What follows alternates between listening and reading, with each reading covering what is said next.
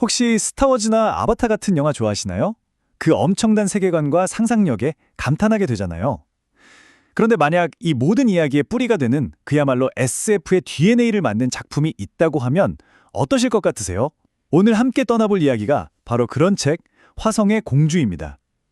정말 놀란 건요, 이 거대한 우주모험의 시작이 저 멀리 외계 행성이 아니라는 거예요. 바로 남북전쟁이 막 끝난 흙먼지 날리는 미국의 서부 황야에서 시작됩니다. 대체 어떻게 지구의 한복판에서 저 붉은 행성, 화성까지 이야기가 이어지는지 그 신비로운 여정의 첫 페이지를 지금부터 함께 넘겨보겠습니다. 자, 이야기의 주인공이 처음으로 우리에게 건네는 말입니다. 내 이름은 존 카터. 아주 담백하죠? 그런데 바로 뒤에 한마디를 덧붙입니다. 버지니아의 잭 카터 대위로 더 잘 알려져 있다. 이게 정말 의미심장하지 않나요? 존 카터라는 본명이 있지만 세상 사람들은 그를 잭 카터 대위라는 명예와 계급이 담긴 이름으로 부른다는 거죠. 이 짧은 문장 하나에 벌써 그의 인생, 그의 정체성이 녹아있는 것 같아요. 본질적인 나와 세상이 보는 나 사이에 어떤 비밀이 숨겨져 있을지 벌써부터 궁금해지기 시작합니다. 여기서 이 책이 아주 독특한 점이 드러나는데요. 보통 주인공이 나는 하고 이야기를 시작하잖아요. 그런데 이 책은 그렇지 않아요. 존 카터가 직접 등장하기 전에 그의 어린 조카가 들려주는 회상으로 먼저 막을 엽니다. 이게 정말 영리한 방식인 게 조카의 눈에는 삼촌이 세상에서 가장 멋지고 사랑스러운 사람이지만 동시에 도무지 이해할 수 없는 수수께끼 같은 존재거든요. 이 애정과 의문이 뒤섞인 시선을 통해 우리는 존 카터라는 인물이 얼마나 복잡하고 신비로운 인물인지 아주 강렬하게 느끼게 되는 거죠.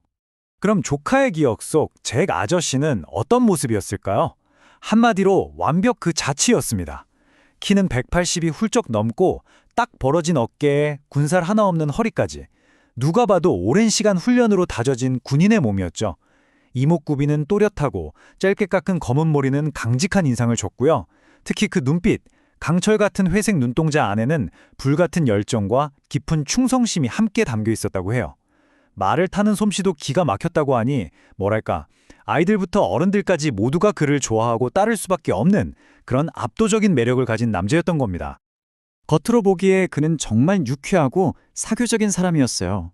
얼굴에는 늘 미소가 가득했죠.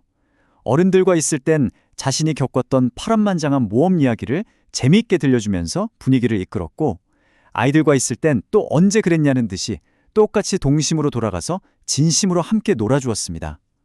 그가 나타나면 주변 공기마저 즐거워지는 듯한 그런 사람이었다고 해요.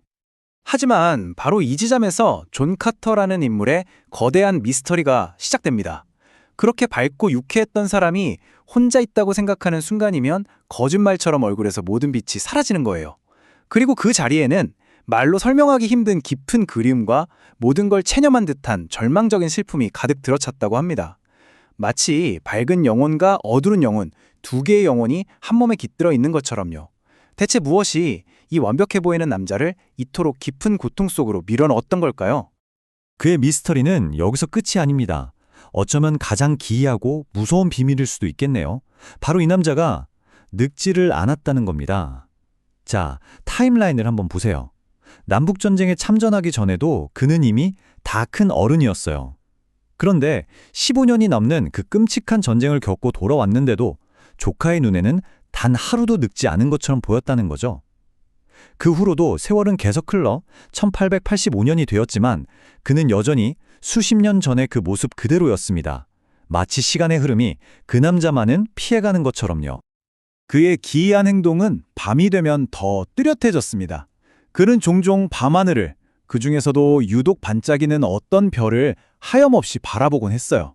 그러면서 마치 닿을 수 없는 무언가에게 애원이라도 하듯 두 뻘을 하늘로 쭉 뻗는 기이한 행동을 반복했습니다. 가족들은 그저 그가 자신들이 모르는 어떤 신에게 기도를 드리는 거라고 짐작만 할 뿐이었죠. 과연 그의 간절한 시선은 어디를 향하고 있었던 걸까요? 그리고 그의 삶은 그가 살아온 모습만큼이나 너무나도 기이하게 끝을 맺습니다. 늘 밤하늘을 향해 팔을 뻗던 바로 그 자세 그대로 눈 덮인 절벽 위에서 시신으로 발견된 거죠. 몸에는 아직 온기가 남아있었다고 해요. 하지만 그는 그냥 떠나지 않았습니다. 자신의 모든 비밀이 담긴 것으로 보이는 한 권의 원고, 그리고 그 원고를 어떻게 해야 하는지에 대한 아주 엄격한 지시가 담긴 유언장을 남겼죠. 자, 이제 조카의 기억은 여기까지입니다. 지금부터 우리는 바로 그 원고를 통해 존 카터 자신의 진짜 이야기를 따라가게 될 겁니다. 좋습니다. 이제 원고의 첫 장을 넘깁니다. 조카의 아련하고 신비로운 회상과는 분위기가 180도 달라져요. 거칠고 긴박하고 아주 현실적인 위험이 코앞에 닥친 상황이죠. 더 이상 수수께끼에 쌓인 인물이 아니라 자신의 목숨을 걸고 행동하는 남자, 존 카터의 생생한 목소리가 이제부터 시작됩니다. 존 카터는 자신의 처지를 직접 설명합니다. 남부 연합장교로서 모든 걸 바쳤던 전쟁은 패배로 끝났고 한때는 부유했던 그의 재산도 모두 사라졌습니다. 이제 그는 빈털터리 신세가 되어 유일한 친구이자 동료인 파월과 함께 마지막 희망인 금을 찾아 척박한 애리조나 땅을 헤매고 있었죠. 진짜 모험은 아주 사소한 것에서부터 시작됩니다. 먼저 길을 떠난 친구 파월을 언덕 위에서 지켜보던 카터의 눈에 저 멀리 계곡 너머 길 위에서 움직이는 작은 점 3개가 들어옵니다. 처음엔 그냥 야생 영향이겠거니 하고 대수롭지 않게 넘기려고 했어요.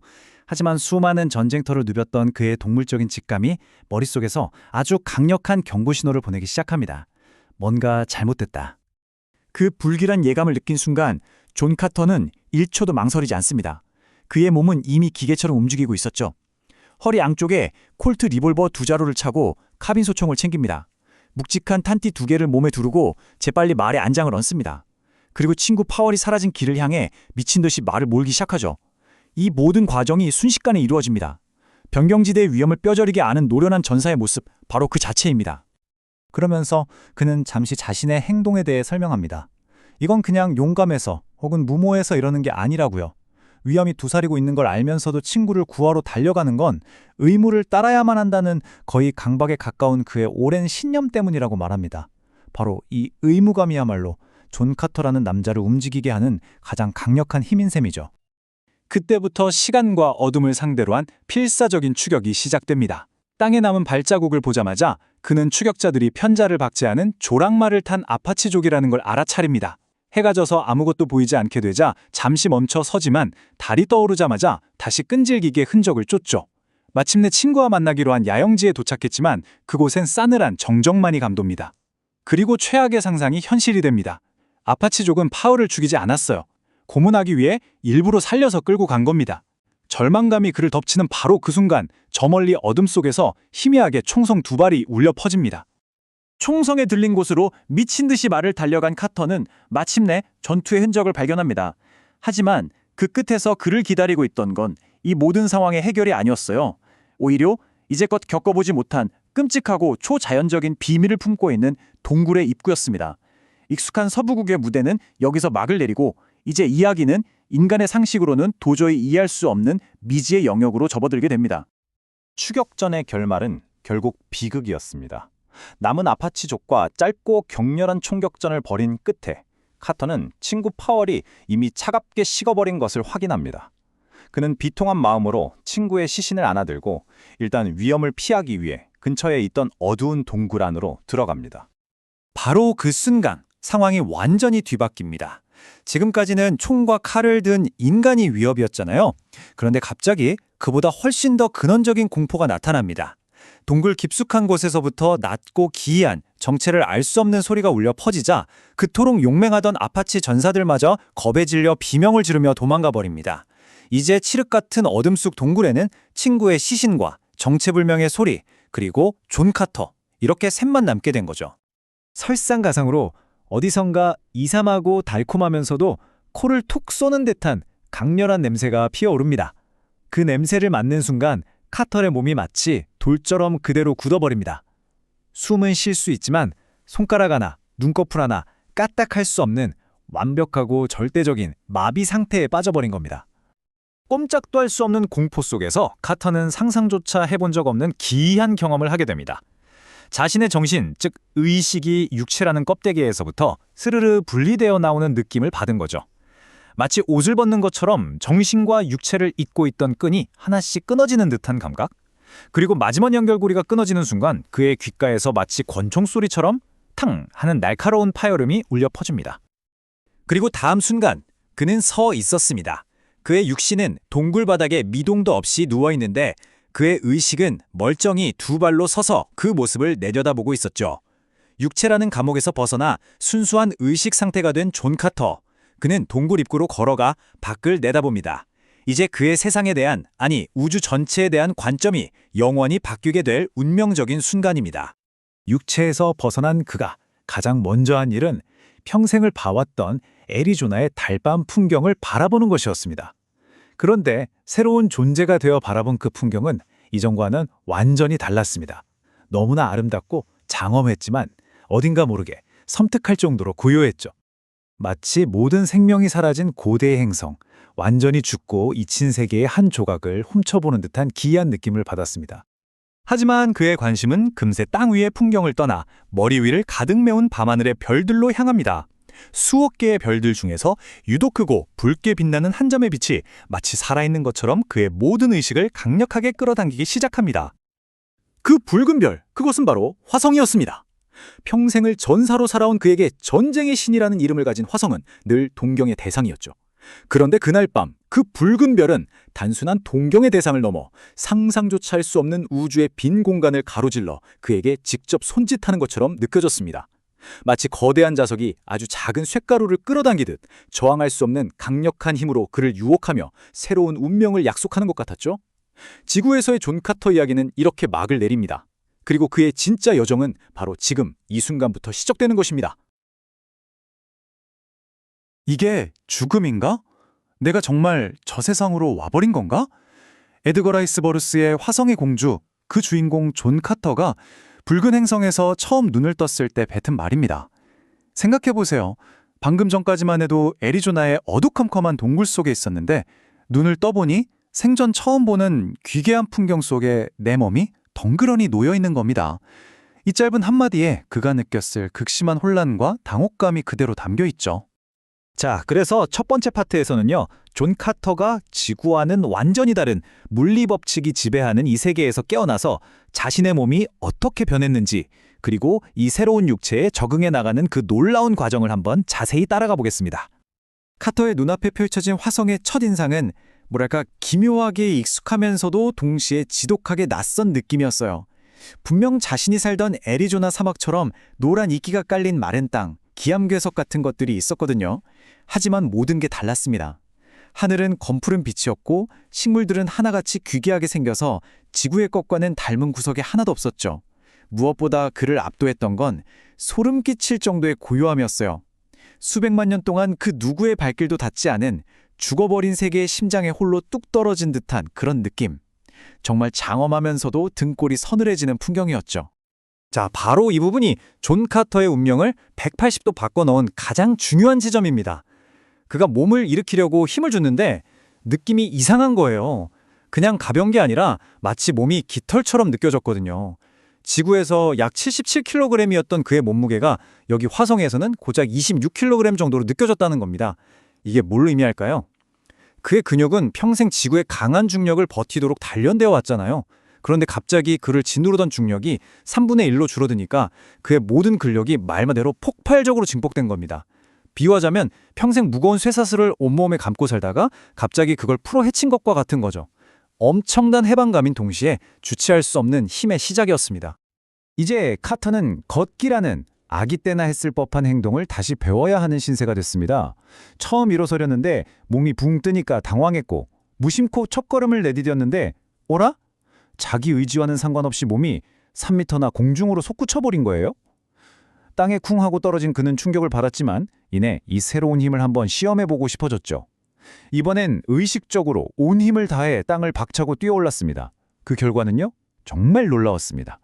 그의 몸이 무려 30m, 아파트 10층 높이까지 솟구쳤다가 깃털처럼 부드럽게 착지한 겁니다. 그 순간 카터는 깨달았어요. 이 낯선 세계에서 이 말도 안 되는 힘이야말로 자신의 유일한 무기이자 생존수단이 될 거라는 사실을요. 하지만 이 새로운 환경에 대한 경이로움도 잠시였습니다. 이제 카터는 이 죽음의 땅에 살고 있는 진짜 주인들과 마주하게 되거든요. 그리고 이 첫 만남은 경이로움보다는 순수한 공포와 미스테리에 훨씬 더 가까웠습니다. 카터는 정처 없이 걷다가 기이한 인공 구조물을 발견합니다. 바로 화성인의 부화장이었죠. 거대한 유리 건물 안에 축구공보다 훨씬 큰 눈처럼 새하얀 알들이 수백 개나 놓여 있었어요. 이 장면 자체가 좀 섬뜩하지 않나요? 부모의 보살핌도 없이 마치 공장에서 물건을 찍어내듯이 생명이 탄생하는 이 모습. 앞으로 카터가 마주하게 될 화성인 사회의 비정하고 차가운 본질을 암시하는 아주 불길한 서막과도 같았습니다. 이윽고 알들이 깨지면서 정말 끔찍하게 생긴 생명체들이 기어 나오기 시작합니다. 그 모습을 하나하나 뜯어볼게요. 일단 몸은 앙상한데 머리는 비정상적으로 큽니다. 가장 이상한 건 팔다리가 무려 6개라는 거예요. 2개의 다리로 서고 2개의 팔은 인간과 비슷하지만 그 사이에 팔로도 다리로도 쓸 수 있는 중간 팔다리가 한 쌍 더 달려 있었죠. 하지만 가장 소름 돋는 건 바로 눈이었습니다. 머리 양쪽 끝에 툭 튀어나온 눈이 따로따로 움직이는 거예요. 그러니까 정면을 보면서 동시에 등 뒤를 경계할 수 있는 그야말로 완벽한 포식자의 눈이었죠. 그런데 카터는 이렇게 말합니다. 방금 본 이 끔찍한 새끼들조차도 하찮고 무해해 보일 정도의 상상조차 할 수 없는 진짜 공포가 나타났다고요. 네, 바로 성체 녹색 화성인들이 등장한 겁니다. 성체 녹색 화성인은 그야말로 걸어다니는 악몽 그 자체였습니다. 키가 4.5m, 거의 2층 건물 높이에 달했고요. 4개의 팔은 각각 다른 무기를 쥐거나 상대를 제압하는 데 쓸 수 있었죠. 짙은 올리브색 피부 위로 드러난 근육은 지구의 그 어떤 운동선수와도 비교가 불가능할 정도였습니다. 하지만 가장 위협적인 건 얼굴이었어요. 멀찍이 떨어져서 상대를 노려보는 핏빛 눈동자와 입에서 솟아나 눈높이까지 치솟은 거대하고 날카로운 엄니는 그들의 잔혹한 본성을 남김없이 보여주고 있었습니다. 결국 카터는 이 무시무시한 존재들에게 사로잡히게 됩니다. 그리고 그들의 사회를 들여다보면서 도저히 이해할 수 없는 거대한 모순과 마주하게 되죠. 바로 야만성과 첨단 기술이 기묘하게 공존하는 이들의 독특한 문화를 깊이 파헤쳐 보겠습니다. 그리고 여기서 중요한 용어 하나 짚고 넘어갈게요. 화성인들은 자신의 행성을 화성이라고 부르지 않습니다. 그들의 언어로 바슴이라고 부르죠. 이건 죽어가는 행성이라는 뜻을 담고 있다고 해요. 이제 여러분도 저와 함께 이 세계의 내부자로서 이야기를 따라오시는 겁니다. 이 차트는 독색 화성인, 즉 사크족의 삶이 얼마나 잔혹한지를 단적으로 보여줍니다. 이들에게 자연사라는 건 거의 존재하지 않아요.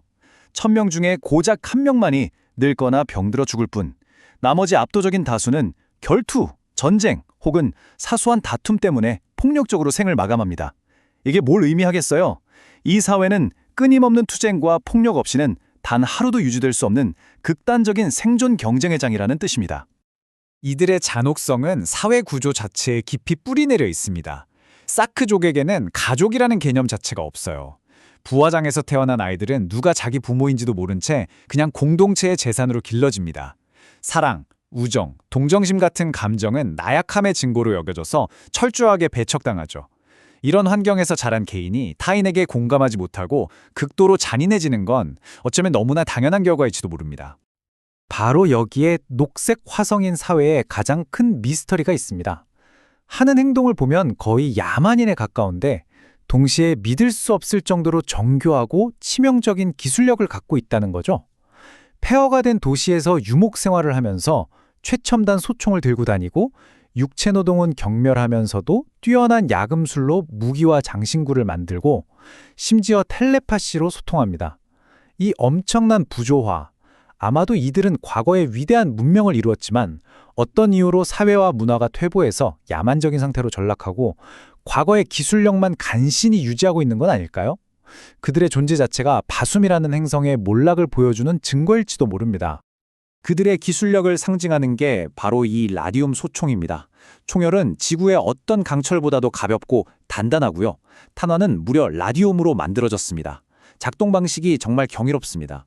목표물의 명중에서 탄환이 깨지면 그 안에 라디움 분말이 햇빛에 노출되는 순간 소리도 없이 격렬하게 폭발하는 방식이에요. 유효 사거리는 무려 320km가 넘습니다.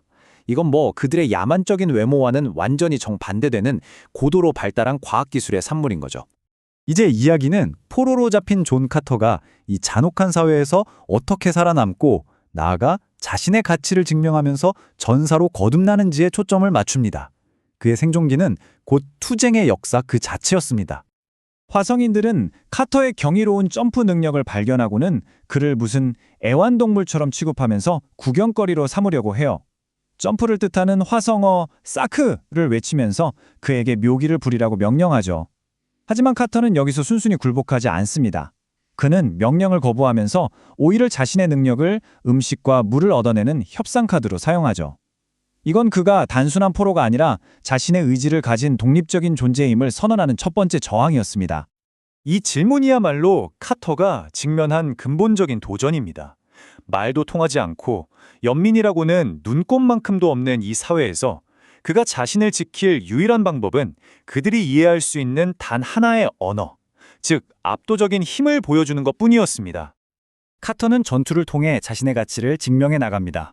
그는 자신을 공격한 거대한 흰 유인원을 몽둥이 하나로 때려 눕혀서 자신을 감시하던 화성사냥개 울라의 목숨을 구해줍니다. 이 사건으로 그는 처음으로 충성이라는 감정을 가진 친구를 얻게 되죠. 더 나아가 자신을 모욕하고 결투를 신청한 사크족 전사를 당당하게 쓰러뜨립니다. 이 연이은 승리는 단순한 생존을 넘어서 그에게 존중이라는 걸 가져다 주기 시작합니다. 이 점이 바로 카터의 행동이 그토록 큰 영향을 미친 이유입니다. 사크 사회에서는 힘이 곧 법이고 용맹함은 유일하게 인정받는 미덕이거든요. 그들은 카터의 엄청난 힘과 죽음을 두려워하지 않는 용기에 감탄하기 시작합니다. 카터는 더 이상 신비한 구경거리가 아니라 경외의 대상, 존중할 만한 강인한 전사로 대우받기 시작한 거죠. 이제 이야기의 흐름을 완전히 바꿔놓을 거대한 사건이 발생합니다. 바로 하늘에서 벌어지는 장대한 공중전이죠. 그리고 이 전쟁은 카터의 운명에 새롭고 아주 결정적인 인물을 데려오게 됩니다. 어느 날 고요하던 화성의 하늘에 믿을 수 없는 광경이 펼쳐집니다. 수십 척에 달하는 거대하고 아름다운 비행선 함대가 나타난 거죠. 붉은 깃발을 휘날리면서 질서정연하게 나아가는 그 모습은 야만적인 사크족과는 완전히 다른 고도로 발달한 문명의 존재를 암시했습니다. 하지만 그 평화로운 행진은 곧 닥쳐올 끔찍한 학살의 전주곡이었습니다. 사크족은 숨어있다가 기습적으로 공격을 퍼붓습니다. 하지만 이 공격은 단순한 난사가 아니었어요. 마치 잘 짜인 교양곡처럼 그들의 전투 방식은 무서울 정도로 체계적이고 효율적이었습니다. 최고의 명사수들은 적 함대의 조준 장치를 먼저 파괴해서 반격 능력을 무력화시키고요. 다른 부대들은 포수, 장교, 조종 장치를 순서대로 제거합니다.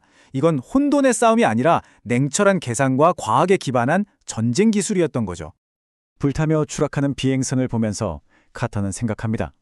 이 파괴와 죽음의 광경이야말로 사크족이라는 종족의 본질, 그들의 삶 자체를 상징하는 것이라고요. 그들은 창조가 아닌 파괴를 통해 자신들의 존재를 증명하는 종족이었습니다. 처참한 전투가 끝난 후 사크족은 추락한 비행선에서 단 한 명의 생존자를 끌어냅니다. 그 순간 카터는 숨을 멈췄어요. 포로의 모습은 그가 지금까지 봐온 4.5m짜리 녹색 괴물들과는 완전히 달랐기 때문입니다. 그 포로는 놀라울 정도로 인간을 닮아 있었습니다. 드디어 이 이야기의 진정한 막이 오릅니다. 야만적인 녹색 화성인, 그리고 인간을 닮은 새로운 종족, 그리고 그 사이에선 초인적인 지구인, 화성의 이질적인 두 세계가 마침내 한자리에서 충돌하는 순간입니다. 포로의 정체는 바로 한 명의 여성이었습니다. 붉은 구릿빛 피부에 완벽한 이목구비, 그리고 포로로 잡힌 상황에서도 결코 꺾이지 않는 고귀함과 위엄을 지닌 여인이었죠.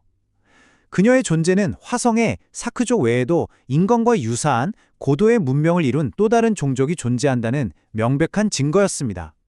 그녀는 자신을 둘러싼 야만적인 족장들 앞에서 조금도 위축되지 않고 당당하게 외칩니다. 자신은 위대한 통치자인 제다크의 손녀라고 밝히면서 그들의 야만적인 행동을 꾸짖죠. 그녀의 이름은 데자토리스, 헬륨의 공주였습니다. 그녀의 말 한마디 한마디에는 절망이 아닌 자신의 혈통과 문명에 대한 자부심이 가득했습니다. 자, 모든 조각이 맞춰졌습니다. 잔혹하지만 강력한 녹색 야수들, 그들에게 붙잡힌 고귀한 붉은 인간 공주, 그리고 이 모든 것을 지켜보는 지구의 기억을 간직한 초인적인 힘의 이방인, 이 세 존재의 만남은 과연 바스미라 불리는 이 죽어가는 행성의 운명을 어떻게 바꿔놓을까요? 그 거대한 서막이 이제 막 시작되었습니다. 에드거 라이스 버러스의 위대한 상상력이 빚어낸 세계, 화성의 공주 이야기 속으로 다시 한번 들어가 보겠습니다. 남북 전쟁 참전 용사였던 존 카터는 알 수 없는 힘에 이끌려 화성, 현지인들의 언어로는 바숨이라 불리는 붉은 행성에 던져지죠. 지구보다 약한 중력 덕분에 그야말로 초인적인 힘을 얻게 된 카터. 하지만 그 힘도 잠시 그는 무자비한 녹색 화성인들의 포로가 되고 그곳에서 운명처럼 헬리움의 아름다운 공주 대자 토리스를 만나게 됩니다. 자, 오늘 이야기는 바로 이 세 사람, 존 카터와 대자 토리스, 그리고 그들을 돕는 솔라가 자유를 향한 정말 필사적인 도박을 감행하는 그 숨막히는 순간에서부터 시작됩니다. 솔라의 이 경고, 정말 뼈가 시릴 정도로 무섭지 않나요? 이건 그냥 막연한 두려움이 아닙니다. 그녀는 녹색 화성인 사크족의 그 지독한 집요함을 누구보다 잘 알고 있는 거죠. 당신은 그들을 모른다는 이 한마디에 모든 게 담겨 있습니다. 한번 표적이 되면 말 그대로 세상 끝까지라도, 아니 헬리움의 성문 바로 앞까지라도 쫓아오는 게 바로 사크족이라는 겁니다. 그들에게 거리나 시간, 심지어 동족의 희생 같은 건 아무런 변수가 되지 못해요. 오직 목표물을 되찾겠다는 소유욕과 복수심만이 그들을 움직이는 유일한 동력이니까요. 그러니까 이 경고는 명확합니다. 탈출에 실패한다면 그건 그냥 죽음이 아니라 상상할 수 있는 가장 끔찍한 방식으로 최후를 맞이하게 된다는 뜻이죠. 자, 이제 주사위는 던져졌습니다. 탈출하기로 결정한 거죠. 하지만 도시를 빠져나가는 건 거대한 체스 게임에서 첫 수를 놓는 것에 불과해요. 진짜 시험은 이제부터 시작입니다. 문명화된 붉은 화성인들조차 감히 들어서길 꺼리는 미지의 땅, 바슴의 광활한 황야에서 과연 어떤 길을 선택해야 할까요? 여기서의 선택 한 번이 곧 삶과 죽음을 가르게 될 겁니다. 달빛만이 희미하게 스며드는 차가운 방 안, 정말 영화 같은 장면이 펼쳐집니다. 데자토리우스가 자신의 머리 장식에서 거대한 다이아몬드를 꺼내더니 그 뾰족한 끝으로 차가운 대리석 바닥에 지도를 그리기 시작해요. 그 반짝이는 보석 끝에서 그려지는 선들은 단순한 길이 아니었습니다. 그건 바로 고대에 말라붙어버린 수로의 흔적들, 점점이 흩어져 있는 도시들, 그리고 어디가 우호적인 세력의 땅이고 어디부터가 적대적인 부족의 영토인지를 보여주는 바슴 세계의 축소판이었죠. 이건 그들의 생존을 위한 설계도이자 희망으로 가는 길과 죽음으로 향하는 함정을 동시에 보여주는 운명의 나침반인 셈입니다. 자, 이제 두 가지 선택지가 놓였습니다.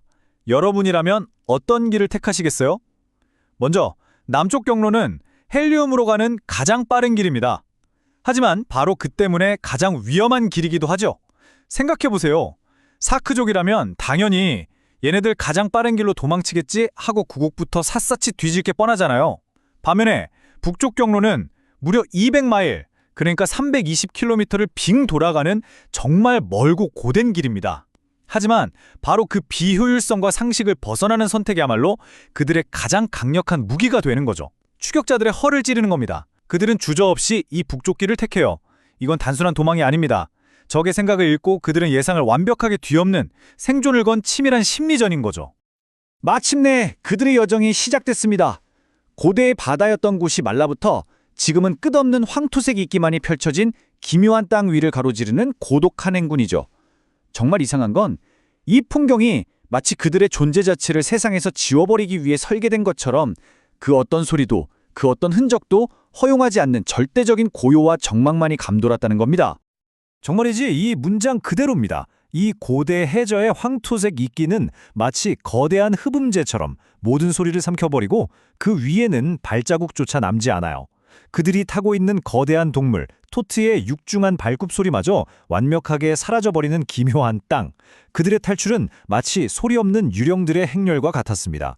이 섬뜩할 정도의 침묵은 끝없는 불안감을 증폭시켰고 그들은 정말로 죽어가는 행성 위를 떠도는 망령이 된 것만 같은 기분을 떨칠 수가 없었죠. 그렇게 영리한 계획을 세웠다는 안도감도 잠시, 화성의 혹독한 현실은 그 희망을 서서히 부서뜨리기 시작합니다. 며칠을 내리 달려도 그토록 찾던 수로는 보이지 않았고 밤하늘의 별을 보며 방향을 잡았음에도 불구하고 결국 자신들이 길을 잃고 같은 곳을 맴돌고 있다는 끔찍한 사실을 깨닫게 되죠. 먹을 것도 마실 물도 점점 바닥나고 잠 못 이루는 밤들이 쌓여가면서 극심한 피로가 그들의 정신을 잠식하기 시작합니다. 바로 그때 지평선 너머로 희미하게 보이는 낮은 산맥이 그들의 눈에 들어옵니다. 저곳에만 오르면 어떻게든 길을 찾을 수 있을 거라는 마지막 신락 같은 희망을 붙잡고 그들은 남은 힘을 쥐어짭니다. 하지만 바로 그 마지막 희망을 향해 나아가던 그 순간 정말 최악의 상황이 닥칩니다. 그들을 태우고 며칠 밤낮을 달려온 충직한 동물 토트가 결국 누적된 피로를 이기지 못하고 그 자리에 쓰러져 버린 겁니다. 이건 그냥 탈 것 하나를 잃은 게 아니에요. 광활한 황해 한복판에서 유일한 이동수단을 잃었다는 건 사실상 사형선고나 다름없었죠. 이제 그들은 꼼짝없이 두 발로 이 황해에 고립된 겁니다. 모든 희망이 사라지는 순간이었습니다. 이제 정말 끝이라고 생각한 바로 그 순간, 절망의 바닥에서 아주 작은 희망의 불씨가 다시 타오릅니다. 데자토리스가 저 멀리서 말을 탄 무리를 발견한 거죠. 그런데 다행히도 그 무리는 자신들과는 반대 방향인 남서쪽으로 이동하는 것처럼 보입니다. 어쩌면, 정말 아주 어쩌면 들키지 않고 이 위기를 넘길 수도 있겠다는 그런 희미한 기대감이 고개를 들기 시작합니다. 하지만 그 희미한 희망은 너무나도 잔인하게 짓밟히고 맙니다. 존 카터가 정신을 차렸을 때 그의 눈앞에 펼쳐진 것은 탈출의 끝이었습니다. 필사적인 도주는 결국 포위와 생포라는 최악의 결말로 막을 내리고 만 겁니다. 그런데 잡힌 것도 억울한데 알고 보니 상황은 더 최악이었습니다.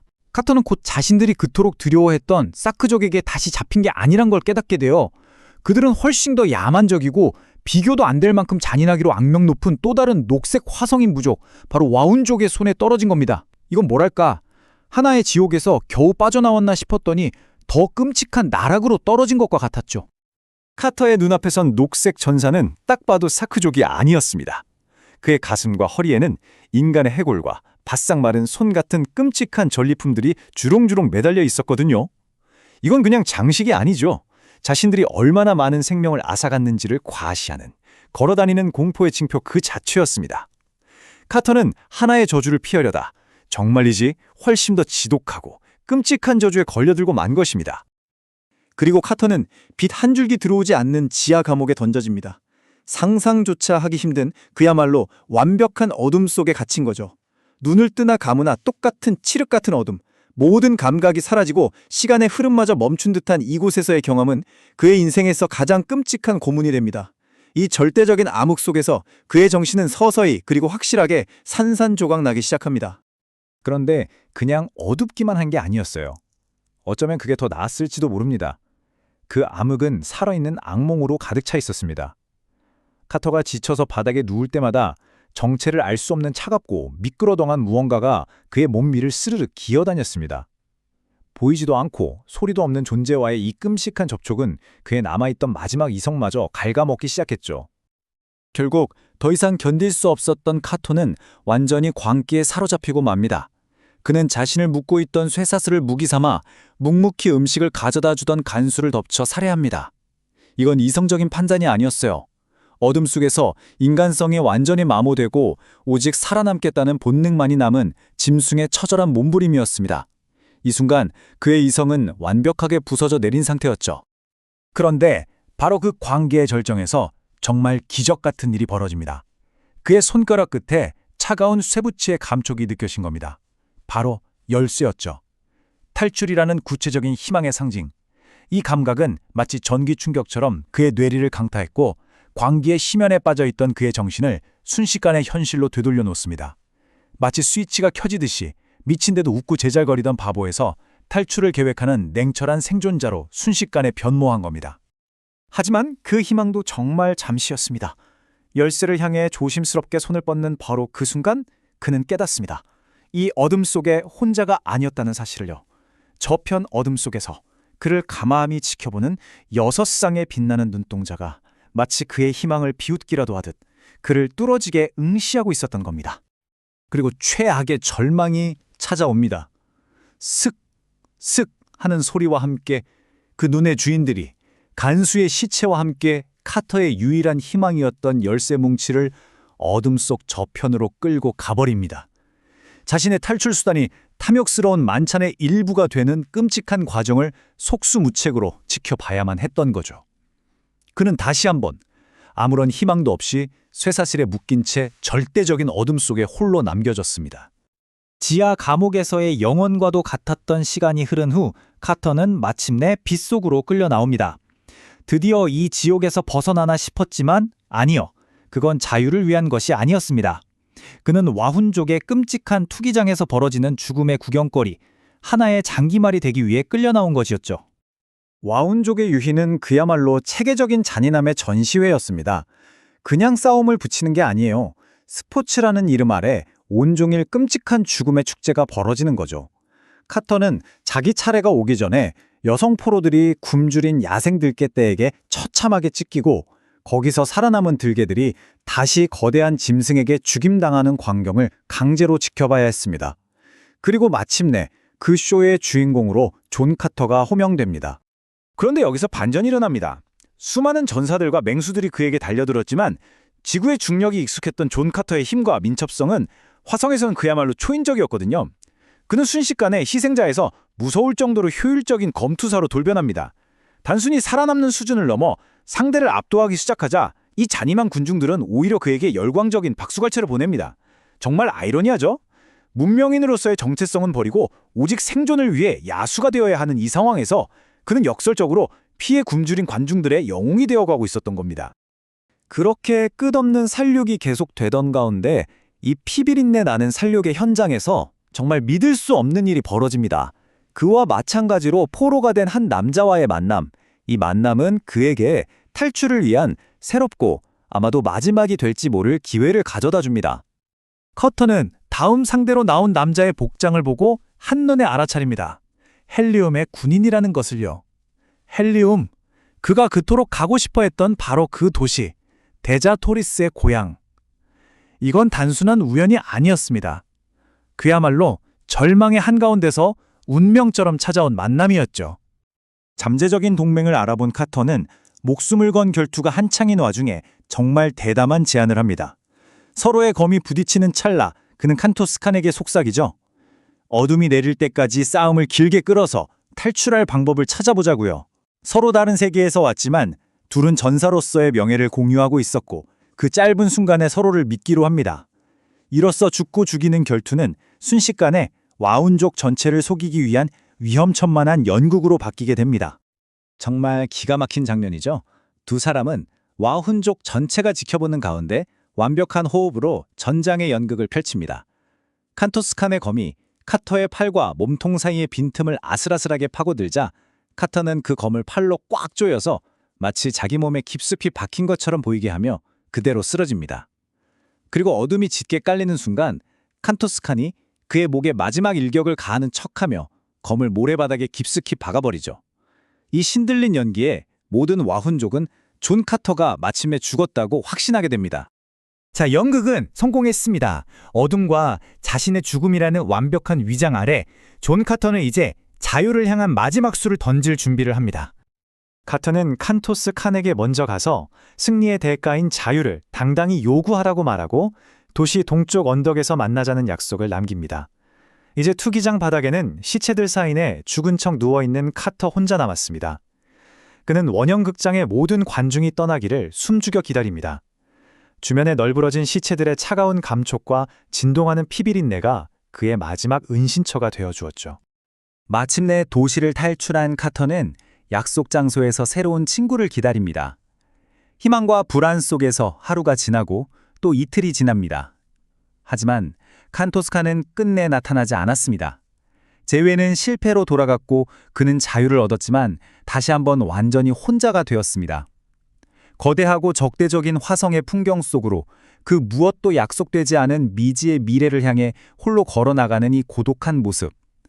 과연 칸토스칸에게는 무슨 일이 있었던 걸까요? 그리고 존 카터는 이제 어디로 향하게 될까요? 이야기는 또 다른 궁금증을 남기며 다음 장으로 이어집니다. 자, 존 카터 이야기 다시 시작해볼까요? 지난번 그 끔찍했던 와훈족 소나기에서 간신히 빠져나왔잖아요? 근데 이제 그는 이 광활하고 죽어가는 바숨의 황야에 정말 혼자 덩그러니 남겨졌습니다. 적에게선 탈출했고 세상은 죽어가고 있고 공주는 사라져버렸죠. 세상의 끝에 내동댕이 쳐진 영웅은 과연 어디로 가야 할까요? 이제부터 카터가 마주할 도전은요, 스케일이 다릅니다. 이건 단순히 나 혼자 살아남자 이런 차원이 아니에요. 바로 이 행성, 바숨 전체의 생존이 걸린 문제거든요. 자, 그럼 우리의 여정 어디서부터 시작되느냐? 바로 화성의 심장부입니다. 말 그대로요. 이 행성의 모든 생명줄을 쥐고 있는 그 비밀스러운 곳에서 이야기가 펼쳐집니다. 이틀 동안 카터는 계속 북쪽으로 향합니다. 사막식물에서 나오는 즙으로 겨우겨우 버티면서요. 와혼족 경기장에서 탈출한 직후니까 지금 가장 중요한 건 일단 살아남는 거죠. 그의 목표는 단 하나, 저 멀리 보이는 수로에 닿아서 붉은 화성인들의 문명을 찾는 거였습니다. 그러다 그의 눈에 들어온 게 있습니다. 거대하고 주변과 완전히 고립된 건물 하나. 빛나는 금속으로 만들어진 요새인데 벽 두께만 무려 150피트래요. 이건 뭐 그냥 건물이 아니죠. 딱 봐도 엄청나게 중요한 곳이라는 아우라가 느껴지지 않나요? 그 누구도 함부로 들어올 수 없게 만든 이 요새는 정말이지 하나의 경이이자 거대한 미스테리 그 자체였습니다. 카터가 이런 생각을 하죠. 나는 그의 모든 생각을 읽을 수 있는데 그는 내가 말하지 않는 한 내 마음을 조금도 알 수 없었어. 내 건물 안에서 만난 늙은 수호자를 보면서 깨달은 거예요. 자신의 텔레파시 능력이 일방적이라는 사실을요. 이건 그냥 좀 유리한 정도가 아니에요. 이 세계와의 관계를 완전히 뒤바꿀 수 있는 그야말로 사기적인 능력이죠. 상대방 속은 다 들여다보면서 내 속은 꼭꼭 숨길 수 있다니. 이제 카터는 그냥 이방인이 아닙니다. 아무도 모르는 비밀 열쇠를 손에 쥔 존재가 된 거죠. 알고 보니 그가 우연히 들어온 이곳이 바로 대기 공장이었습니다. 바숨, 그러니까 화성 전체에 인공대기를 공급해서 모든 생명체가 숨쉴 수 있게 해주는 단 하나뿐인 시설. 정말 상상도 못했겠죠? 행성 전체의 운명이 이 건물 하나에 달려 있었던 거예요. 수십억 생명의 목숨이 이 공장이 돌아가느냐 마느냐에 달린 바숨의 진짜 심장부였던 겁니다. 아니, 그럼 대체 어떻게 인공대기를 만든다는 걸까요? 그 비밀이 바로 제9광선에 있습니다. 이게 뭐냐면 공장 안에서 아주 독특한 태양 광선을 분리해서 처리하는 건데요. 이걸 전기 진동이랑 합쳐서 밖으로 내보내면 우리가 숨 쉴 수 있는 공기로 변하는 거죠. 비유하자면 행성 전체를 대상으로 하는 거대한 인공광합성 같은 거라고 생각하시면 될 것 같아요. 정말 엄청난 기술이죠? 공장 내부를 좀 더 들여다볼까요? 여기엔 제9광선이 무려 1000년치나 비축되어 있고요. 20개의 라디움 펌프로 작동하는데 한 번에 하나만 쓰면 된대요. 그러니까 예비 부품이 아주 넉넉한 거죠. 벽 두께는 150피트, 지붕도 5피트 두께의 유리로 돼 있어서 사실상 어떤 공격도 불가능합니다. 그런데 재밌는 건 이 엄청난 시설을 지키는 사람이 딱 2명뿐이라는 거예요. 화성년 기준으로 반년씩 혼자서 근무하는 거죠. 이건 두 가지로 해석할 수 있어요.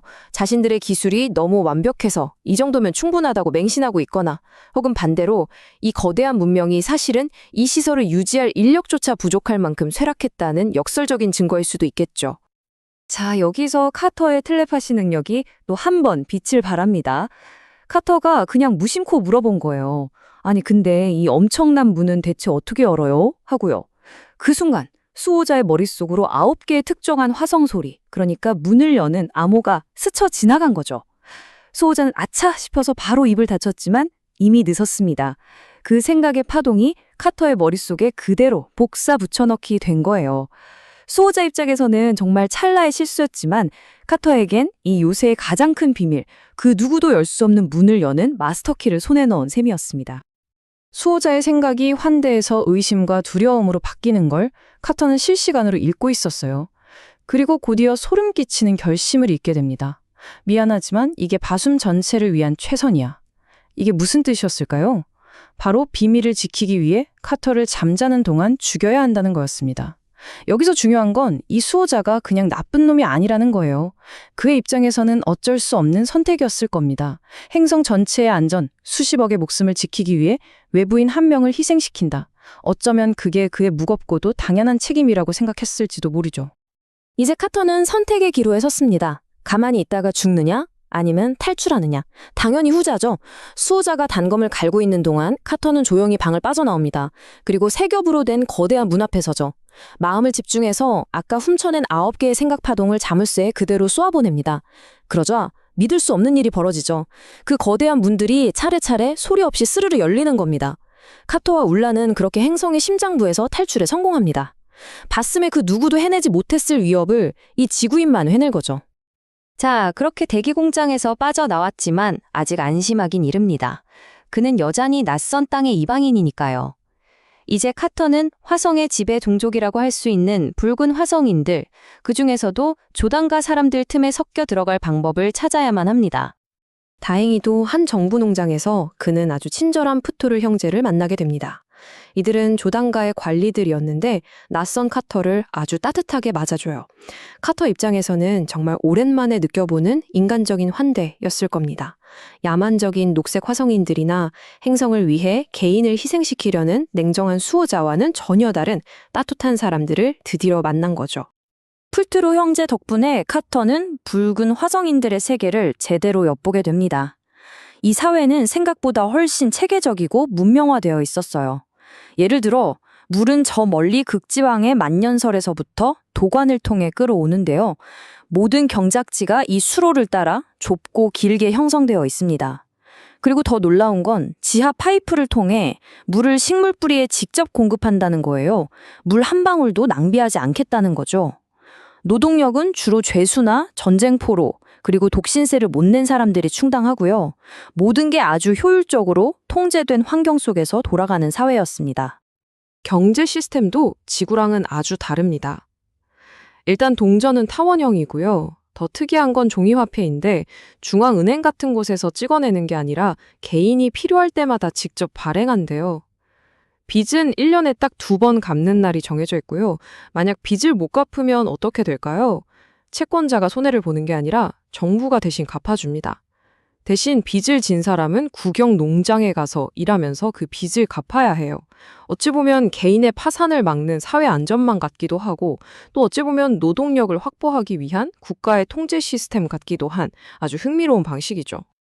자, 이제 이들 사회에 녹아들기 위해 카터는 결단을 내립니다.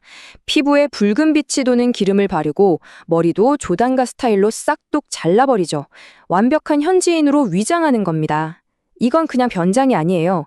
지구인 존 카터라는 정체성을 잠시 내려놓고 조단가의 일원이 되어야만 살아남을 수 있다는 절박함의 표현이었습니다. 그러던 중 카터의 귀에 익숙한 이름이 들려옵니다.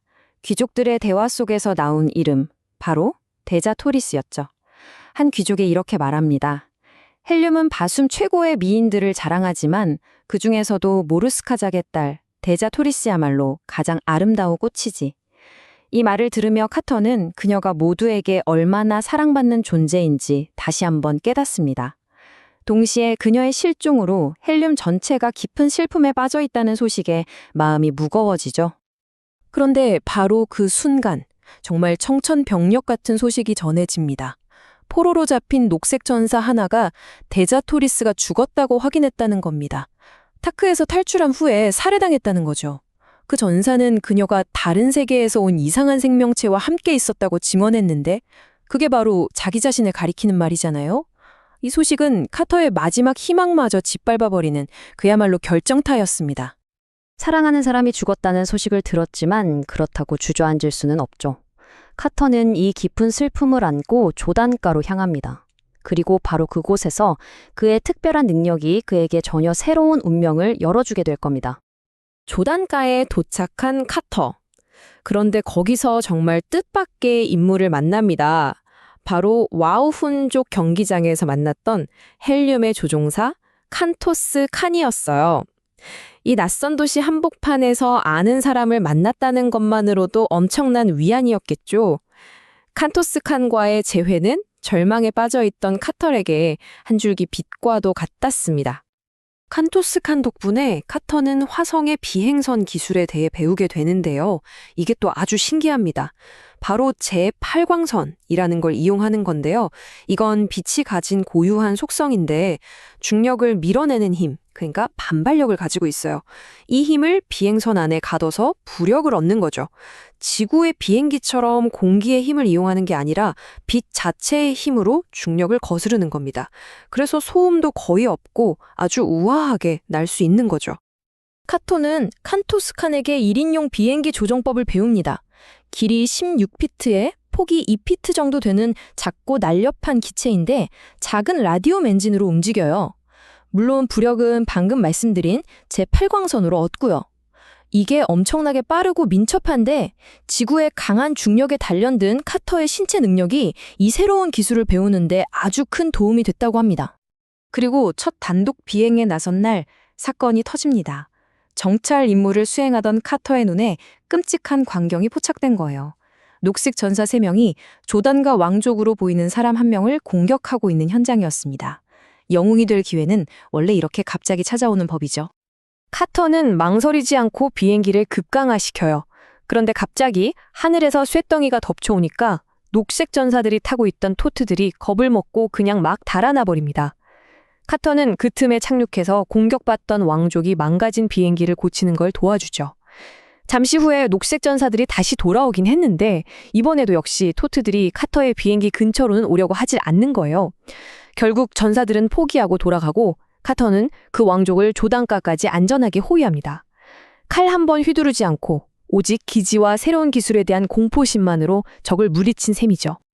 그런데 알고 보니 그가 구한 남자가 보통 사람이 아니었습니다. 바로 조단가의 최고 통치자 제다크탄 코시스의 사촌이었던 거예요. 이 우연한 구조 활동이 카터의 운명을 또 한 번 완전히 바꿔놓게 됩니다. 얼마 후 조다니아가의 전군이 모인 앞에서 존 카터가 호명됩니다. 그의 놀라운 용기와 기술을 기리는 아주 성대한 영웅 환영식이었죠. 그리고 제다크, 탄 코시스가 직접 선포합니다. 그대는 이제부터 근위대의 파두아르로 임명한다. 앞으로 내 궁전에서 지내게 될 것이다. 이 한마디로 카터의 신부는 하루아침에 이름 없는 이방인에서 황제의 최측근 경호원이 된 겁니다. 대자 토리스를 잃은 슬픔 속에서 아이러니하게도 그는 적국의 심장부, 권력의 가장 중심에 서게 된 거죠. 자, 이제 조단가의 죄수. 아니, 조단가의 영웅이 된 카터. 권력의 심장부인 왕궁에 들어선 그는 이제 곧 모든 것을 뒤바꿀 엄청난 장면을 목격하게 됩니다. 데자토리스가 죽었다고 믿고 있잖아요? 그런 카터가 하필이면 그녀의 가장 큰 원수인 조단가 왕궁의 중심부로 들어왔습니다. 여러분, 여기서 대체 카터를 기다리고 있는 건 뭘까요? 이야기는 정말 기막힌 아이러니를 보여줍니다. 가장 깊은 절망 속에서 그는 진실과 가장 가까운 곳에 서게 된 겁니다. 궁전에서 경호 임무를 서던 어느 날 밤, 카터는 제다크탄 코시스와 그의 아들 사부탄이 나누는 대화를 우연히 엿듣게 됩니다. 아주 긴장감이 넘치는 국가의 운명을 좌우할 만한 정치적 협상이었죠. 그리고 그들의 대화에 세 번째 인물이 등장합니다. 주홍색 비단에 온몸이 쌓인 채 끌려 나온 사람. 그 비단이 벗겨지는 순간 카터는 숨을 쉴 수가 없었습니다. 죽은 줄로만 알았던 데자토리스가 살아있는 모습으로 그의 눈앞에 서 있었던 겁니다. 슬픔이 순식간에 환희로 그리고 곧바로 끓어오르는 분노와 무력감으로 바뀌는 정말이지 믿을 수 없는 순간이었죠. 그리고 카터는 그녀의 목소리를 듣습니다. 절망에 빠진 포로의 목소리가 아니었어요. 여전히 강하고 당당한 공주의 목소리였죠. 그녀가 이렇게 말합니다. 탄 코시스여, 결혼 선포는 이 전쟁이 완전히 끝난 후에 하는 것이 좋겠습니다. 이게 무슨 말이냐면 백성들의 피를 그만 흘리게 하기 위해 사부탄과 결혼은 하겠지만 그건 전쟁이 완전히 끝난 다음이라는 조건을 내건 겁니다. 이건 단순히 시간을 끄는 게 아니에요. 조단가의 조급함을 역이용해서 결혼을 사실상 무기한 연기시키는 아주 영리한 정치적 한 수였던 거죠. 그녀는 결코 희생양이 아니었습니다. 자, 이 상황을 정리해볼까요? 조단가의 딜레마죠. 제다크인 탄 코시스는 이 지긋지긋한 전쟁을 끝내고 권력을 안정시키고 싶어요. 그래서 아들과 데자토리스를 강제로 결혼시키려는 거고요. 아들인 사부타는 그냥 데자토리스를 갖고 싶고 그걸로 자기 명성을 높이고 싶어서 아버지를 막 조릅니다. 당장 평화를 선포하고 결혼하자고요. 바로 이 지점을 데자토리스가 파고드는 겁니다. 결혼은 해줄게. 대신 전쟁이 끝나야 해. 라고 말하면서 욕망에 눈먼 아들과 실리를 따지는 아버지 사이의 갈등을 이용해 시간을 버는 거죠. 정말 대단하지 않나요? 이 위태로운 균형은 오래가지 못합니다. 헬륨의 조종사 칸토스칸이 데자토리스를 구출하려고 기습작전을 펼치지만 처참하게 실패하고 말아요. 그의 부하들은 모두 죽고 궁전은 발칵 뒤집힙니다. 그리고 이 모든 의심의 화살이 누구에게 향했을까요? 바로 칸토스칸의 지인이자 얼마 전 갑자기 나타나 영웅이 된 정체불명의 이방인 존 카터에게 향합니다. 조던가 입장에선 그가 헬륨의 스파이라고 의심하기에 너무나 완벽한 그림이었죠. 네, 순식간에 상황이 뒤바뀝니다. 온 국민의 칭송을 받던 영웅이 이제 조단가에서 가장 위험한 도망자가 된 겁니다. 그를 환대했던 바로 그 궁전이 이제 그를 죽이려고 혈안이 된 거죠. 그녀를 찾았지만 다시 잃어버렸습니다. 적의 제국 그 심장부에서. 이제 한 남자는 어떻게 공주를 죽음보다 더 끔찍한 운명에서 구해낼 수 있을까요? 카터의 상황은 그 어느 때보다 절망적입니다. 이제 마지막 가장 장대한 대결만이 그를 기다리고 있습니다. 자, 이제 존 카터의 봤숨, 그러니까 화성에서의 여정이 정말 가장 위험하고 또 가장 결정적인 마지막 순간으로 치닫게 됩니다. 정말 숨막히는 여정이죠? 적의 심장부에서 시작해서 행성 전체의 운명을 건 싸움으로 이어지니까요. 존 카터의 이야기가 어떻게 극적으로 흘러가는지 지금부터 함께 따라가 보시죠. 자, 첫 번째 이야기는 조단가에 나타난 이방인입니다. 적의 소굴에, 그야말로 호랑이 굴에 제 발로 들어간 셈이죠. 지금 존 카터는 붉은 화성인으로 완벽하게 위장했어요. 그런데 하필이면 그가 들어간 곳이 조단가. 바로 그가 목숨처럼 사랑하는 데자토리스의 조국, 헬리움의 철천지원수 국가입니다. 정말 살얼음판 같은 곳에서 위용천만한 정치 공작의 한가운데로 뛰어들게 된 거죠. 카터는 새로운 신분으로 새로운 위험에 직면하게 됩니다. 바로 조단가의 공중정찰병이 되기로 한 건데요. 이게 사실은 어쩔 수 없는 선택이면서도 아주 대담한 계획이었어요. 주변에서 조언을 해준 거죠. 가장 안전한 곳은 가장 위험한 곳이다. 뭐 이런 걸까요? 아무튼 카터는 적국인 조단가군에 스스로 입대합니다. 왜냐하면 이게 그의 최종 목표? 그러니까 헬리움으로 갈 수 있는 유일한 길이라고 판단했기 때문이에요. 적의 눈과 귀가 되어서 기회를 엿보겠다는 거죠. 그리고 역시 존 카터는 존 카터입니다. 평범하게 섞여 있을 수가 없죠. 보세요. 영웅으로 떠오르는 과정이 정말 순식간입니다. 먼저 정찰 임무를 맡아서 화성의 1인용 비행선 조종법을 익히는데요. 이게 또 지구인인 카터의 신체 능력과 만나서 엄청난 시너지를 내요. 그러다가 결정적인 사건이 터지죠. 조단가의 아주 높은 귀족, 심지어 제다크의 사촌을 녹색 화성인들로부터 구해내게 됩니다. 완전 영화의 한 장면 같지 않나요?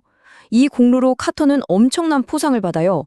바로 제다크, 즉 황제의 개인 경호대로 발탁된 겁니다. 이건 정말 대단한 거죠. 적국의 이방인이 순식간에 권력의 핵심으로 들어간 거니까요. 그리고 이 새로운 지위 덕분에 그는 꿈에 그리던 왕궁 안으로, 그것도 아주 깊숙한 곳까지 들어갈 수 있게 됩니다. 하지만 여러분, 이게 과연 행운이기만 했을까요? 카터의 이 눈부신 성공은 사실 그를 더 깊고 어두운 음모의 한가운데로 밀어넣는 위험한 계단이기도 했습니다. 자, 그렇게 왕궁에 들어간 카터는 곧 끔찍한 진실과 마주하게 됩니다. 바로 공주를 둘러싼 음모죠. 이 지긋지긋한 전쟁이 왜 끝나지 않는지, 그리고 데자토리스에게 어떤 끔찍한 운명이 기다리고 있었는지를 말입니다. 이 대사, 정말 데자토리스의 강인함이 느껴지지 않나요? 탄코시스, 그 선언은 이 전쟁이 끝날 때까지 기다리는 편이 낫겠소. 포로로 잡혀있는 상황에서도 조금도 굴하지 않는 모습이죠. 카터가 바로 이 대화를 우연히 엿듣게 됩니다. 그리고 그 내용의 경악을 금치 못하죠. 조단가의 제다크, 탄코시스가 자기 아들인 사부탄과 데자토리스를 강제로 결혼시키려는 속셈이었던 겁니다. 이건 그냥 결혼이 아니에요. 헬리움을 완전히 굴복시키고 두 나라를 하나로 묶으려는 아주 추악한 정치적 야욕이었던 거죠. 결국 이 모든 갈등은 두 낭자로 압축됩니다. 바로 조단가의 왕자 사부탄과 지구에서 온 존 카터죠. 두 사람을 한번 비교해 볼까요? 사부탄은 강제 결혼을 통해서 권력을 얻으려고 해요. 데자토리스를 사랑해서가 아니라 그냥 트로피처럼 소유하려는 거죠. 뒤에는 폭군인 아버지가 버티고 있고요. 그의 모든 행동은 정복과 야망, 그 이상도 이하도 아닙니다. 반면에 우리 존 카터는 어떻습니까? 그는 오직 영웅적인 행동을 통해서 사랑을 얻으려고 하죠. 화성에서는 동맹도 거의 없는 외톨이지만 개의치 않아요. 그가 상징하는 건 바로 희생과 명예입니다. 정말 극과 극이죠. 한 명은 그녀를 가지려 하고 다른 한 명은 그녀를 구하려고 합니다. 이 대결의 승자는 과연 누가 될까요? 상황이 점점 더 꼬여갑니다. 카터에게 누명과 추격이라는 시련이 닥치거든요. 어느 날 데자토리스의 방 밖에서 경비병들이 시체로 발견되는 끔찍한 암살 사건이 벌어집니다. 자, 여러분이 조단가 사람들이라면 누구를 의심하겠어요? 당연히 갑자기 나타나서 권력 핵심부까지 치고 올라온 이방인 존 카터를 의심하겠죠. 카터는 순식간에 가장 유력한 용의자가 되고 이제 왕궁 전체가 그를 쫓는 추격자들이 됩니다. 정말 사면초가에 빠진 거죠. 하지만 위기는 곧 기회라고 했던가요? 도망자가 된 카터는 조단가를 탈출해서 다시 광야로 나옵니다. 그리고 여기서 정말 뜻밖의 동맹, 녹색 부족의 연합을 이끌어내게 됩니다. 그의 운명이 다시 한번 그 사나운 타르크의 녹색 전사들과 만나게 되는 거죠. 이 과정이 정말 한편의 드라마 같습니다. 보세요. 조단가에서 도망치던 카터가 누구를 만나냐면 바로 옛 친구인 타르크의 족장 타르스 타르카스를 딱 마주칩니다. 운명이죠. 그리고 카터는 여기서 엄청난 카드를 꺼내듭니다. 바로 오랫동안 숨겨져 왔던 타르스 타르카스의 비밀스러운 과거, 그의 옛사랑과 딸 솔라에 대한 이야기를 모든 부족민 앞에서 폭로하는 거예요. 이건 단순히 과거를 들추는 게 아니었어요. 타르크족의 비인간적인 관습에 정면으로 도전하는 거였죠. 이 진실의 힘을 얻은 카터는 그 자리에서 비겁하고 잔인한 현재의 제다크, 탈하주스를 공개적으로 비난합니다. 분위기가 완전히 반전되죠. 결국 타르스 타르카스가 탈하주스에게 지도자 자리를 걸고 결투를 신청하고 당연히 승리합니다. 이렇게 해서 타르스 타르카스는 분열되어 있던 모든 타르크족을 통합하는 명실상부한 유일한 제다크가 됩니다. 이 모든 걸 누가 만들었죠? 바로 존 카터입니다. 잊혀진 역사를 무기로 쿠데타를 일으켜서 폭군을 몰아내고 자기 친구를 화성에서 가장 강력한 군대의 우두머리로 만든 거예요. 정말 대단한 책략가죠. 이문정 정말 소름 돋지 않습니까? 바숨의 역사상 이렇게 많은 녹색 전사들이 함께 전투에 나선 적은 없었다. 이게 무슨 뜻이냐면요. 원래 녹색 화성인들은 자기들끼리도 끊임없이 싸우는 아주 호전적이고 개인주의적인 종족이에요. 붉은 화성인 도시를 위해서 싸운다는 건 상상도 할 수 없는 일이었죠. 그런데 존 카트가 그걸 해냅니다. 새롭게 통합된 타르크 대군을 설득해서 헬리엄의 공주 한 명을 구하기 위해 적대 관계였던 붉은 도시 조단가로 진군하게 만든 거예요. 이건 정말 바숨의 역사를 새로 쓰는 순간이었습니다. 자, 드디어 조단가의 대전투가 시작됩니다. 한 도시가 어떻게 무너지는지 그 장대한 서막이 열리는 거죠.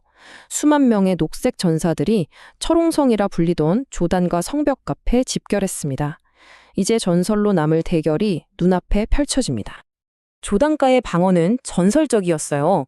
그 높은 성벽을 어떻게 뚫을 것인가 모두가 막막해했죠.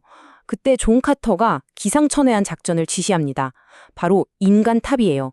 전사들끼리 어깨를 밟고 올라서서 거대한 피라미드를 만드는 겁니다. 정말 상상이나 할 수 있었을까요?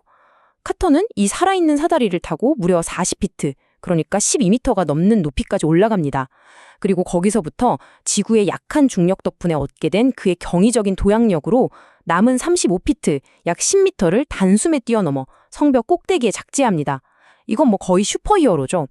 성벽 위에서 혼자 힘으로 보초들을 다 제압하고 안에서 성문을 활짝 열어버립니다. 그 순간 기다리고 있던 수많은 타르크 전사들이 함성을 지르며 도시 안으로 쏟아져 들어가는 거죠. 정말 압도적인 힘과 천재적인 전술의 완벽한 조화였습니다. 한편 성문이 뚫리는 것도 모른 채 왕궁 안에서는 끔찍한 일이 벌어지고 있었습니다. 바로 데자토리스와 사부탄의 강제 결혼식이 막 거행되려는 찰나였죠. 모든 것이 끝났다고 생각하는 그 순간 왕좌의 방 문이 박살나듯이 열리고 한 명의 불청객이 뛰어듭니다. 바로 존 카터였죠. 그야말로 아수라장이 펼쳐집니다. 카터가 경악하는 조단가 궁정 신하들을 향해 이렇게 외칩니다. 조단가는 함락되었다. 보아라. 물론 처음엔 아무도 믿지 않았겠죠. 수많은 조단가 병사들의 칼이 일제히 카터 한 명에게 향합니다. 그 절체절명의 순간 카터는 칼을 뽑는 대신 손가락으로 홀 입구를 가리킵니다. 그리고 모두의 시선이 그곳으로 향하는 순간 그들은 얼어붙고 맙니다. 입구에는 지옥에서 올라온 악마들처럼 무시무시한 타르크의 녹색 전사들이 도끼와 창을 들고 서 있었던 겁니다. 그 뒤에 벌어진 일은 전투라기보다는 일방적인 학살에 가까웠습니다.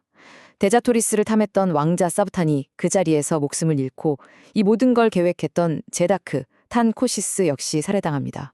조단가를 이끌던 모든 귀족들이 그 자리에서 전멸했죠.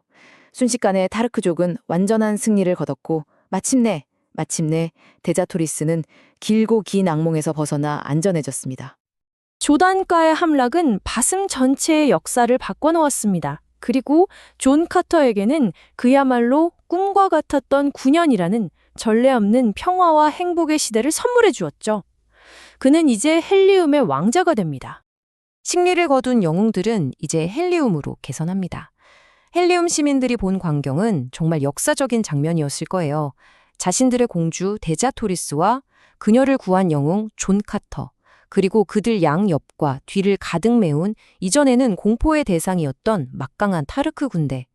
이 모습 하나만으로도 붉은 화상인과 녹색 화상인이라는 두 위대한 종족 사이에 새로운 우정이 시작되었음을 모두가 알 수 있었죠. 자, 이렇게 해서 바슴의 정치 지형도가 완전히 새로 쓰입니다. 한번 보실까요? 존 커터는 이제 더 이상 이방인이 아니에요. 헬리움의 대제 타르도스 모스 가문의 왕자로 공식적으로 입양되어 데자토리스의 남편이 됩니다. 그리고 당연히 데자토리스는 헬리움의 공주이자 존 커터의 아내가 되죠. 녹색 부족족도 큰 변화가 있습니다. 타르스 타르카스는 타르크의 유일한 제다크이자 헬리움의 강력한 동맹이 되고요. 그리고 정말 중요한 것, 그의 딸 솔라를 공식적으로 인정하면서 제다크의 귀한 딸이라는 지위를 부여합니다. 이건 타르크족의 오랜 악습을 깨는 상징적인 사건이었고 또 데자토리스와 카터에게는 소중한 친구를 얻게 된 거죠. 오랜 상처들이 치유되고 새로운 가족이 탄생하는 순간입니다. 그리고 시간은 흘러 9년. 정말 꿈 같은 9년이었습니다. 이 9년 동안 존 카터는 헬리움의 왕자로서 의회에 참여하고 또 헬리움을 위해 기꺼이 전장에도 나갔습니다. 그는 이제 완벽한 헬리움의 일원이었죠. 그리고 무엇보다도 그의 공주, 그 누구와도 비교할 수 없는 데자토리스와 함께 사랑과 명예가 가득한 더없이 행복한 삶을 살았습니다. 하지만 영원한 행복은 없는 걸까요? 이 완벽하고 목가적인 삶이 정말 갑작스럽고 끔찍한 재앙으로 한순간에 산산조각 나고 맙니다. 바로 행성 전체의 위기, 죽어가는 행성의 마지막 희망이라는 장이 열리는 거죠. 공기가 점점 사라지기 시작합니다. 여기서 화성, 즉 바숨의 아주 중요한 설정이 드러납니다. 사실 바숨의 공기는 자연적인 게 아니었어요. 바로 이 대기공장이라는 곳에서 인공적으로 만들어내는 거였죠. 수만 년 동안 단 한 번도 멈춘 적 없이 행성 전체에 숨쉴 공기를 공급해온 거대하고 신비로운 시설입니다. 누구도 그 안에 들어가 본 적이 없죠. 그런데 이 공장이 멈춘다는 건 곧 행성 전체의 모든 생명체가 질식사한다는 걸 의미합니다.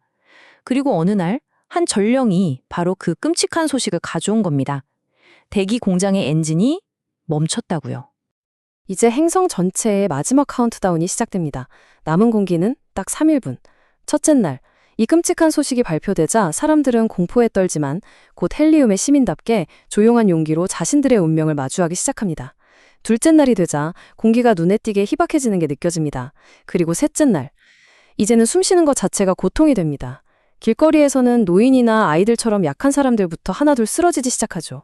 그리고 마침내 마지막 몇 시간, 행성 전역에서 수만 명의 사람들이 의식을 잃고 죽음의 문턱으로 향합니다. 정말 절망적인 상황이죠. 사랑하는 아내 데자토 토리스마저 카터의 품에서 의식을 잃고 쓰러지는 바로 그 순간. 절망의 끝에서 존 카터의 뇌리에 번개처럼 한 가지 기억이 스쳐 지나갑니다. 바로 아주 오래전 녹색 화성인들에게 잡혀 있을 때 알게 되었던 비밀. 대기 공장의 그 누구도 열 수 없었던 봉인된 문을 여는 유일한 방법. 바로 텔레파시로 보내는 9개의 특별한 사고파. 그리고 그 비밀을 아는 사람은 이제 온 우주에서 자기 자신뿐이라는 사실을 깨닫게 된 겁니다. 카터는 필사적으로 외칩니다. 나는 아직 바슴을 구할 수 있다. 이 한마디가 꺼져가던 희망의 불씨를 되살립니다. 행성 전체가 죽어가던 바로 그 마지막 순간, 카터는 망설일 시간이 없었어요. 가장 빠른 공중 정찰선을 빼앗아 타고 모두의 유일한 희망이 되어 대기 공장을 향해 미친 듯이 질주하기 시작합니다. 이건 정말 죽음과의 경주였습니다. 카터는 자기 자신도 점점 숨이 가빠오는 걸 느끼면서 오직 쓰러져 가던 데자토리스의 얼굴만을 떠올리며 비행선을 한계까지, 정말 터지기 직전까지 몰아붙입니다. 그리고 마침내 대기 공장에 도착했을 때 그를 맞이한 건 역시나 죽어가던 단 한 명의 화성인 경비병뿐이었습니다. 주변은 끔찍한 침묵에 휩싸여 있습니다. 카토는 이제 서 있을 힘조차 없었어요.